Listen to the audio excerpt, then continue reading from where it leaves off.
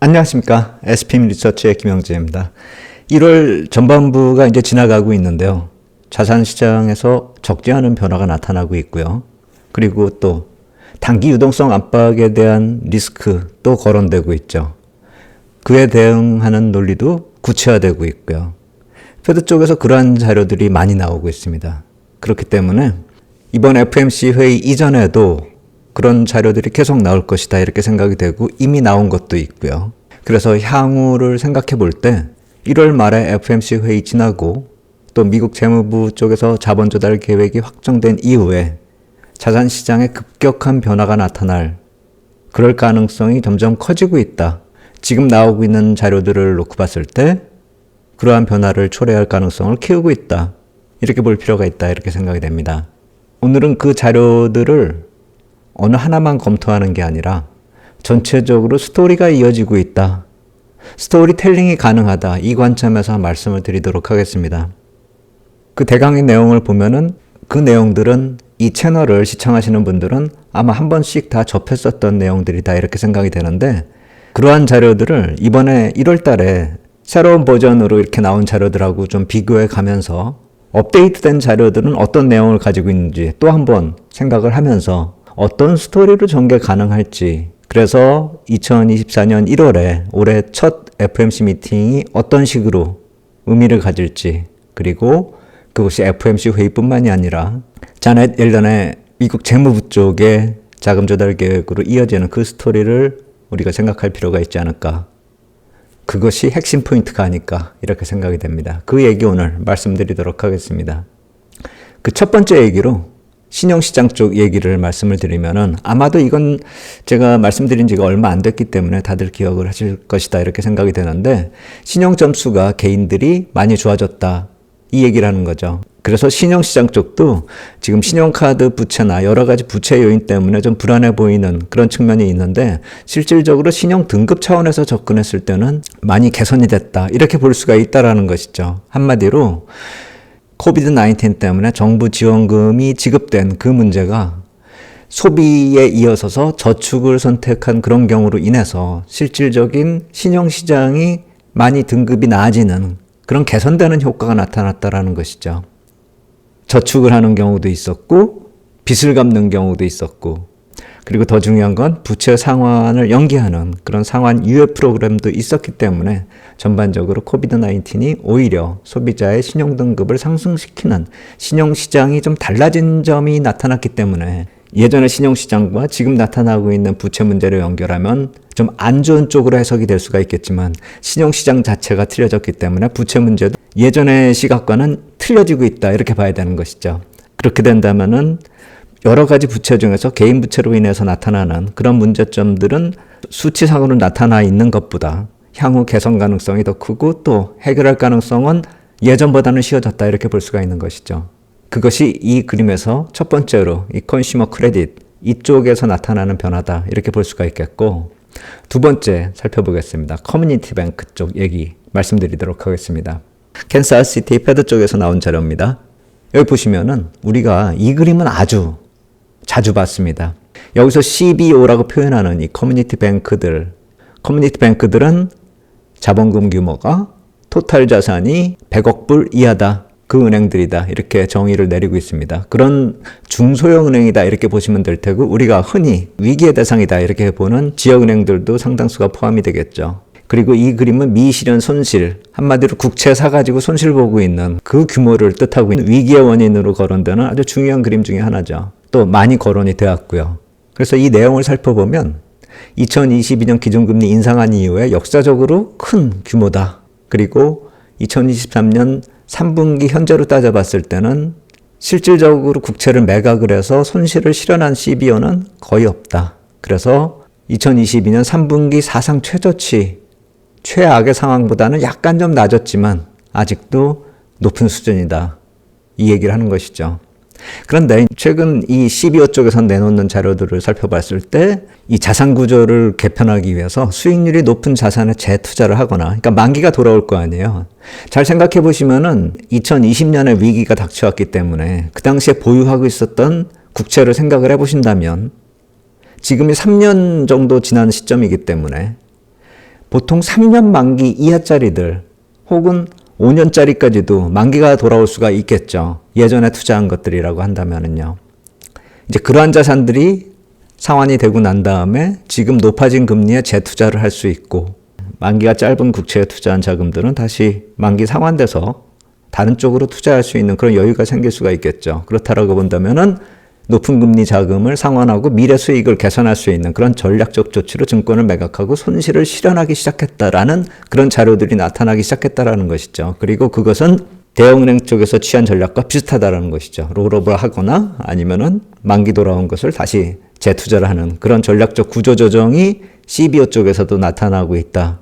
그렇다면 지역은행 같은 경우가 CRE, 그러니까 상업용 부동산뿐만이 아니라 국채 손실이 컸기 때문에 그래서 문제가 많이 누적되어 있는 그런 상황인데, 미국 재무부는 그러한 해결 방안에 대해서 문제 발생이 될 경우에 구조조정을 해버린다. 아니면 특정 부문을 대형은행으로 막 찢어서 팔아버리는 그런 M&A로 이전시켜버린다는 그런 구체적 방안까지 설정이 되어 있었는데, 그리고 실제로 어떤 은행이 어떤 은행의 어떤 부분까지 인수할 것인가, 그러한 구체적인 방안이 시장에서 거론이 되고 있었는데, 이제는 위기급 대처 방안들이 실제로 실현될 가능성이 점차 적어지고 있다는 것이죠. 커뮤니티 뱅크 자체가 구조조정을 시작했다, 이 얘기를 하는 것입니다. 그렇다면 아까 말씀드린 대로 첫 번째로 말씀을 드렸었던 컨슈머 크레딧이 해결 방안이 보이고 있고, 이 커뮤니티 뱅크 자체도 스스로 해결 방안을 찾기 시작했다. 이렇게 본다면은 위기급 재료 두 개가 어느 정도씩 방향을 잡아가고 있다, 이렇게 볼 수가 있는 것이죠. 그렇다면 그러한 위기 뒤에 나타날 수 있는 이제는 내추럴 레이트에 대해서 또 구체적으로 거론하기 시작했습니다. 목표 금리를 어느 정도로 잡을 수 있는가, 이것에 대한 거론이 실질적으로 이루어지고 있다는 것이죠. 시장과의 소통이 컨슈머 크레딧, 커뮤니티 뱅크, 그 다음에 내추럴 레이트까지 진행이 되는 그런 모습입니다. 여기 한번 또 살펴보도록 하겠습니다. 내추럴 레이트에 대해서 리치먼드 패드 쪽에서 자료를 내놓기 시작했는데, 여기 보시면은 토마스 루빅이란 분하고 크리스찬 매터스란 분이 분석 자료를 내놨습니다. 이 두 분 같은 경우가 하시는 일이 이 톰 바킨 총재, 여기 보이는 리치먼드 패드의 톰 바킨 총재가 FOMC 회의에 참석하기 전에 브리핑을 이분들이 하신다는 것이죠. 통화정책 결정 과정에 이러한 논리들이 적용되게끔 하는 것이 이분들이 하는 일이다, 이 얘기입니다. 그래서 자료를 보면은 일반론적인 얘기들이 많습니다. 그래서 그런 얘기는 다 제껴두고 그 중에서 지금 상황에 의미 있게 반영이 될 수 있는 그런 내용을 좀 추려봤습니다. 질문사항이 이거였습니다. 중립금리가 어디에 어느 정도에 도달할 것인지 논쟁이 지속되고 있는데, 지난 10년 동안은 그 중립금리가 상당히 좀 낮은 수준이었다, 이 얘기죠. 근데 팬데믹 벗어난 이후에 계속 낮은 수준을 과연 유지할 수 있는지, 왜냐하면 그 이후로 금리가 많이 올라온 상태에서 중립금리는 계속 예전과 같을 수가 있는 것인지, 그것에 대해서 계속 논쟁이 될 수밖에 없는 상황이라는 것이죠. 그래서 그 더 높은 수준으로 과연 전환될 것인지, 그리고 전환될 어떤 증거 자료가 있는지, 아니면 그렇게 변화되기에는 아직 이르다, 이렇게 생각하는지, 그것에 대해서 이 두 분이 의견을 표명한 것이죠. 매티스 이브는 과거 리치먼드 패드에서 수석 연구원이었지만 지금은 인디아나 대학의 교수로 계시는데, 그분이 먼저 말씀을 하셨습니다. 인구 통계하고 연결을 짓는 겁니다. 그러니까 선진국에서 인구 고령화가 먼저 저축률을 높이고 그 다음에 은퇴하면 저축으로 생활하는 그런 시스템인데, 그래서 미국조차도 지난 3, 40년 동안 저축률이 많이 높아졌다라는 것이죠. 그리고 지금은 그 반대로 이제 은퇴자들이 그 저축을 빼먹으면서 연금으로 생활을 하는 그런 모습이 나타나기 때문에, 그렇기 때문에 과거 3, 40년 동안 실질금리가 좀 하락한 이유가 될 텐데, 이제는 그게 저점을 치고 반전이 되는 그 타이밍이라는 것이죠. 루빅 연구원도 마찬가지 얘기를 하고 있습니다. 이게 2000년대 초반에 벤 버냉키 FRB 의장, 이분이 리치먼드 패드에서 연설을 한 내용이 글로벌 저축 과잉에 관련된 내용이었다라는 것이죠. 글로벌 저축 과잉이 실질금리 하락의 원동력이 되었던 거고, 중국이 국제 경제 시장에 나타났고, 동아시아는 원래부터 높은 저축률이 있었고, 또 천연자원, 커머디티 생산국이 수출이 흑자되면서 여유자금이 생겼다라는 것이죠. 그래서 전 세계적으로 많은 저축이 있었고, 이것들이 실질적으로 금리의 하방 압력을 촉발시켰다, 이 얘기죠. 근데 이 모든 여건들이 지금 반전되고 있다는 겁니다. 대침체가 나타났었고, 금융위기도 나타났었고, 팬데믹, 이 이후에 많은 돈이 뿌려졌고 그렇기 때문에 미국뿐만 아니라 많은 유럽 국가의 정부 부채가 급격히 증가했다. 그래서 이거 자체가 금리를 밀어 올리는 경향이 있다. 이 얘기를 하는 겁니다. 그렇다면 인구 고령화 그리고 저축률 이것 말고도 그 다음에는 국가적으로 흑자가 났었던 그 모습과 더불어서 팬데믹 이후에 반전이 되는 스토리로 이어지고 있다는 것이죠. 그래서 중립금리가 상승 추세가 진행이 되고 있는 것이고 그렇다면 지금 우리가 추정치로 보통 2% 전후로 중립금리를 생각하고 있는데 향후에는 상대적으로 높은 레벨로 진입할 그럴 가능성이 있다 이렇게 봐야 되겠죠. 이거는 국채 투자에 있어서 매우 중요한 의미를 지니고 있습니다. 페더럴 펀드 레이트가 어디까지 내려갈 수 있는가 이것에 대해서 우리가 생각을 해볼 수 있는 것이기 때문에 국채 투자 전략에 있어서 매우 중요한 것이고 요거 뒤에 다시 한번 말씀드리도록 하겠습니다. 그리고 그 다음은 이제 RRP와 QT 핵심 포인트 중에 가장 중요한 포인트가 될 만한 그 내용을 말씀드리도록 하겠습니다. 최근에 로리 로건 달라스 청재가 이 관련된 얘기를 했다고 이 채널에서도 말씀을 드렸죠. 그래서 slow for longer 이 단어가 드디어 등장하기 시작했다. 이 말씀 드렸었죠. 그것이 RRP 잔액이 좀 낮은 수준으로 가까워졌기 때문에 그런 얘기가 나왔고 실질적으로 페드가 QT를 늦추는 계획 발표하고 7월 말까지 완료될 가능성이 크다. 그런 일정들까지도 거론이 되고 실질적으로 재무부의 채권 발행액 자체도 좀 줄어들 것이다. 이러한 전망을 얘기를 한 것이죠. 그리고 또 이 QT의 문제는 이번 자본 조달 계획 세우는 데 있어서 프라이머리 딜러 쪽으로 재무부가 공개적으로 질문을 한 내용 중에 또 들어갑니다. QT의 영향과 전망에 대해서 재무부가 프라이머리 딜러하고 본격적으로 협의가 시작됐다. 이렇게 보시면 되겠죠. 그러니까 단순히 이게 시장과의 소통뿐만이 아니라 실질적으로 QT에 대해서 이제 본격적으로 손을 대기 시작했다. 이렇게 보시면 될 것 같아요. 그러면 그러한 내용들이 실질적으로 FOMC 회의에서 나오지 않더라도 향후에 내용은 계속 거론이 되면서 실질적으로 어떠한 결론 쪽으로 진행을 할 것이다. 이렇게 우리가 추측이 가능하죠. 단순히 이번 1월 FOMC 회의나 재무부 자본 조달 계획에서 어떤 특별한 결론이 나타나지 않더라도 이것은 지금부터 논의가 시작됐고 본격적으로 논의가 된다면은 3월 회의 때에도 이 문제는 계속 거론될 수 있을 것이다. 그래서 이번에 결론이 안 나더라도 1월 FOMC 회의가 중요도에 있어서 1월 회의가 3월 분기 회의보다 떨어지지 않는다라는 점, 그러한 관점에서 우리가 또 생각해 볼 필요가 있다. 이런 생각이 듭니다. 그래서 컨슈머 크레딧 다음에 커뮤니티 뱅크로 위기급 재료들이 약화가 되는 그런 모습, 그런 다음에 내추럴 레이트가 어느 정도 올라갈 수 있는지 이 점을 놓고 보면은 내추럴 레이트는 어느 정도 올라갈 가능성으로 좀 부담을 증가시키지만 QT 문제가 경감해 줄 수가 있다라면 오히려 전체적으로 보면 낮을 수 있다 이렇게 볼 수가 있는 것이고 그것이 이 순간까지는 페드의 타이밍이 되겠고 파월 의장의 타임이다 이렇게 볼 수가 있겠죠. 그리고 그 이후에는 그 다음에는 옐런 장관의 시간이 된다 이렇게 보시면 될 것 같아요. 그리고 아까 말씀을 드렸듯이 그런 점이 이제 실질적인 투자 전략적으로 들어가서 생각을 해본다면 내추럴 레이트가 높아진다라는 이 얘기는 전에도 말씀을 드렸지만 9월 잭슨홀 심포지엄 이전에도 이러한 얘기가 계속 나왔었습니다. 그때는 3% 타겟 인플레이션으로 표현이 됐었죠. 근데 어차피 내추럴 레이트가 2%에서 높아진다라고 한다면 꼭 3%가 아니더라도 타겟 인플레이션 자체도 좀 높아질 가능성이 커진다라는 점을 생각해 보셔야 돼요. 그렇다면 이거는 결국에 정책의 전환을 빠르게 만드는 그 배경이 될 수 있다라는 점을 놓치면 안 된다라는 것이죠. 계속 통화정책이 완화되는 그러한 배경들이 강해지고 있다. 이 점을 살펴봐야 되는 것입니다.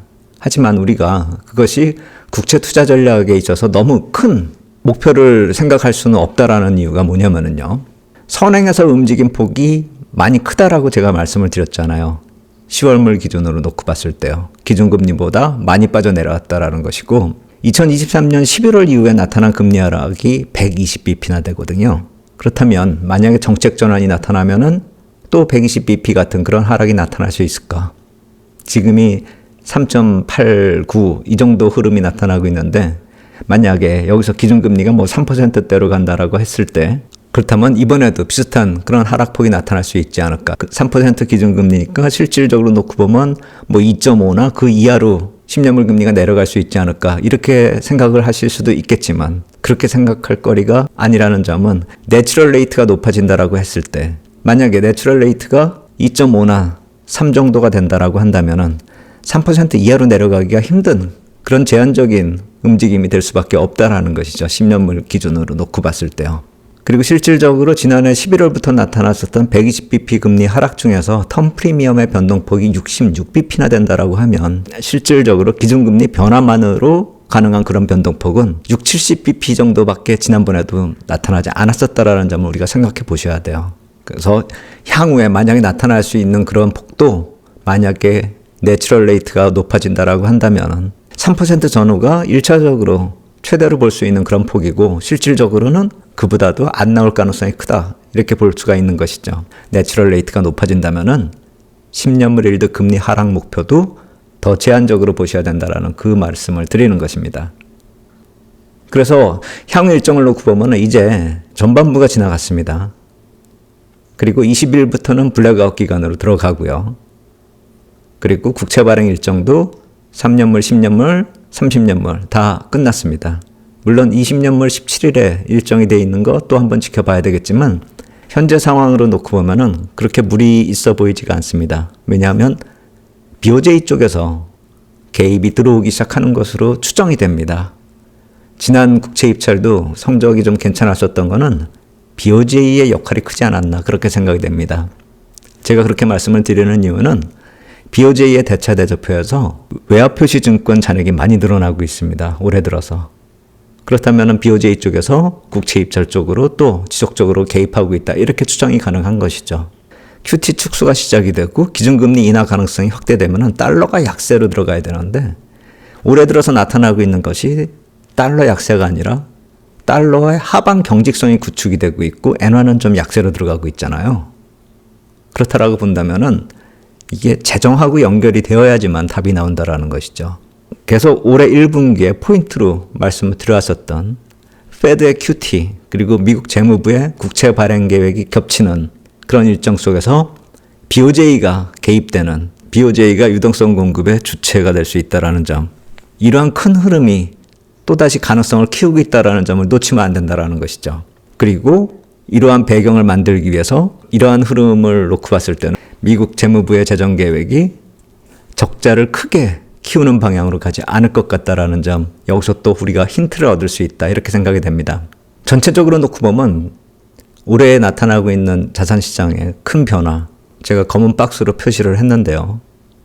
달러 강, 엔 약, 그리고 국채의 상승 이것을 조합한다면은 2분기 리펀딩 할 때 미국 재무부가 국채 발행량을 줄일 수가 있고 그 줄인 다음에는 재정 계획이 재정 적자를 크게 만들지 않는다.